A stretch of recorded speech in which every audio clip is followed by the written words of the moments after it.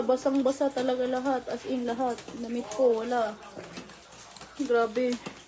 Hindi kailangan ako. Tanggal yung ceiling, oh. Ilang beses na namin itong, di ba, itong ceiling, ilang beses na namin itong nireklamo. Hindi umuulan pero pinasok ng tubig ang unit na ito sa isang condominium sa Quezon City. Ang tubig nanggaling sa kisame kaya nabasa na ang mga gamit, maging appliances gaya ng TV at ref ay nasira. Hindi rin nakaligtas pati laptop at mahalagang dokumento. Ang itinuturong dahilan ang pagputok ng isang sprinkler gabi noong July 3. Tila may halo pa raw na putik at mga bato ang tumagas na tubig. Damay, maging ang buong palapag na binaharin. Pero hindi lang ito ang masaklap na sinapit ng mga nakatira sa unit. Nakuryente po ako sa tubig po kasi po hindi ko na po nakuha po yung tsinelas ko, hindi pa ako nakapagsapatos kasi po yun po. Tumakbo po ako kagad kasi sa baba tapos nung pagbalik ko po yun nakapak ako po yung tubig. Tapos doon pa ako nakuryente po. Tapos tumigaw po ako ng malakas po. Agad naman daw silang dumulog sa pamunuan ng condominium pero parang sila pa raw ang sinisisi. Yun po. Pumutok po yung sprinkler po na wala pong dahilan.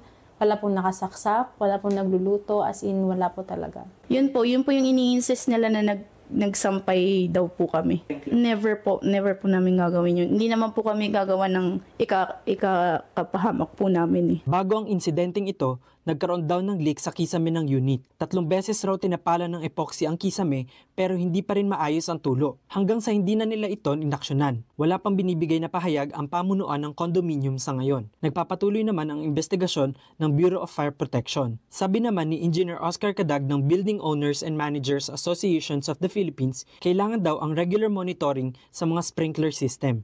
Normally, a sprinkler head, hindi po yan magbo-burst until there is a temperature increase of about 60 degrees centigrade. Ang initial analysis po nito will point to an individual case.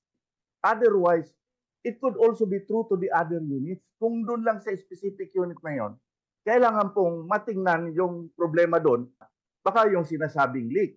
Then it must be verified. Ang panawagan ngayon ng mga biktima, Yung karapatan namin na hindi lang po bilang, kasi hindi po kami owner, bilang tenant din po. Sana magbigay po sila ng assurance na talagang maaayos po yung sprinkler na kumbaga gusto namin ng thorough investigation. Kasi pwede pong maulit yan sa ibang tenant or owner or pwede pong maulit po sa amin yan ulit. hindi pa rin masabi kung ano ang dahilan sa pagsabog ng sprinkler. Pero isa lang ang malinaw, kailangan may managot. Dahil buhay ang maaaring kapalit sa ganitong mapanganib na sitwasyon. Mobile journalist RR2BC po, hatid ang muka ng balita.